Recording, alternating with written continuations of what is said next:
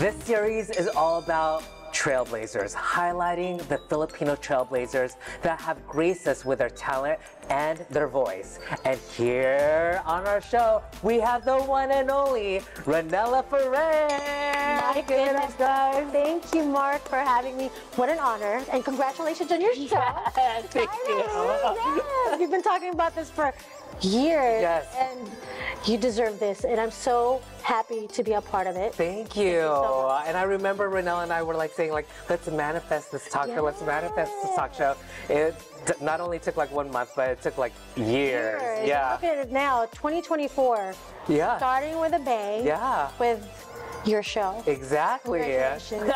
Thanks, girl. Yeah, So your voice, a lot of people know, is basically like the voice of an angel. You know how to do like R&B, pop, but when did this all start? This is the funny thing is, since high school, since elementary, I was singing, and then in high school, my hairdresser, you know, I was born with naturally curly, kinky hair. So my hairdresser was like, the guy that I'm dating is looking for a singer. I would love for you to meet him. Right. Not knowing it was Dwayne Wayans. At that time, he was a musical composer of My Wife and Kids. Stop it. Yes, he was the second generation of the Wayans, and I started working with him, and he became like my mentor as a producer, and he kind of like, don't be a whore, just perform, perform, perform. Yeah. And don't be a whore. And don't be a whore or you won't get any more.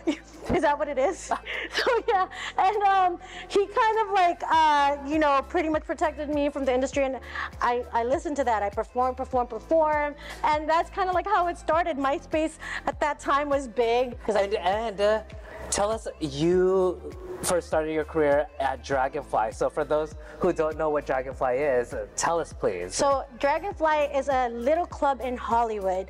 I was asked to perform there. Back then I had Asian dancers, so how we would perform, we were called the Asian Superstars. And then I had like an Asian beatboxer. She would beatbox, and then they would enter and like start dancing to like Usher. Before like the Team Millennia crew or anything like that, or like before America's Best Dance Crew. So I had that, and then we got discovered from that club to open up for Nelly. They were like, would you like to open up for Nelly? I was like, yes. That's huge, you guys. Nelly. So, and you know, during that time, it was the era where a lot of rappers were performing on stage. So it would be a group of rappers being introduced, and after they're done, it was me. So everyone would be quiet, like, who's this Asian girl singing? Right. And all these Asian dancers, Filipino dancers, singing on stage. Yeah. And you know, there was no social media, or it wasn't as big back then. And I wish it was available, because at that time I was literally like managing myself. I was responding to people, pretending I was my own manager. And I would get there. I was underage. They were like, well, you need to wait outside the club until you have to perform on stage. And that's what I went through that. And in the beginning, when like I said, when I first started performing, I remember I met Randy Jackson, right? Ooh, from American Idol. Yes, I met Randy. Yo, does it go like that? Yes, yeah, yo dog. So at that time, like I said, there was no Asian American artist on stage, and I said, hey Randy, what's the possibility of the Asian American artist to be a household name? Yeah. And he paused like, who is this girl? Like, he was like, it's possible, but you gotta be really dope. So that, when he said that, that's what stuck to my head. I'm like, okay, you gotta be really dope. You gotta stand out. And I know that you've graced every sporting event. The Lakers, Chargers, Chargers, okay. The Kings, the LA Kings, the Dodgers twice. I've sung for SoFi Stadium, the Padres, and Nuggets. And I've seen your behind the stage like Insta stories. You came with me.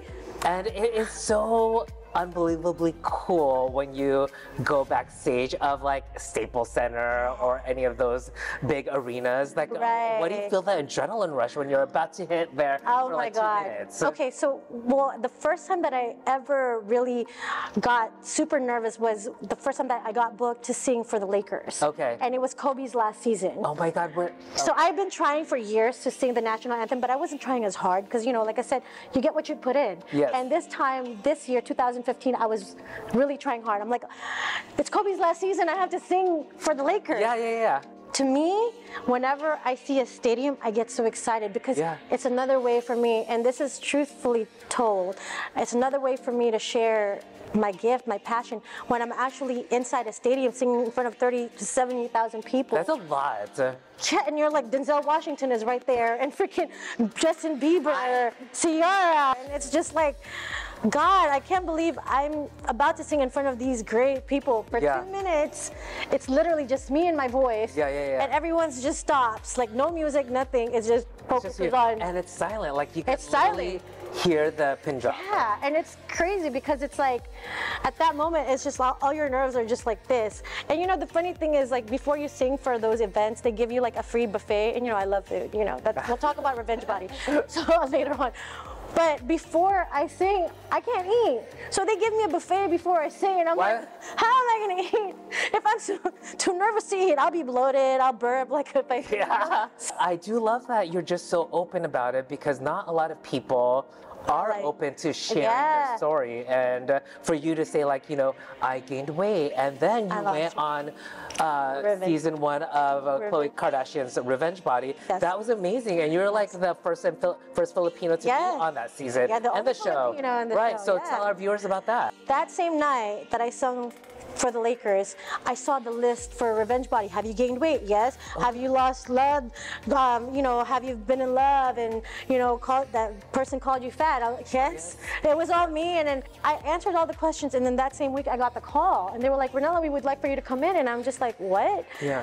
I'm like, am I really gonna do this? And first, because it's the first season, so you don't know what to expect. They're like, well, we just want to make, you know, share your story. You're a singer that, you know, gained weight, because at that time I did stop performing for about 2 years. I used to perform with dancers, with my dancers. Yes, I used to, and then I stopped because, you know, they're sexier than me. I'm like, so, but no, I mean, it's still, regardless, now I accept that we're sexy at any weight. It's how you carry yourself. Exactly. It's all about the confidence too. Exactly. I just worked hard, and I focused, and I was like, okay, this is gonna, you know, bring me back to my confidence in my career. But then, you know, what I also learned throughout that time is it's not just about the weight.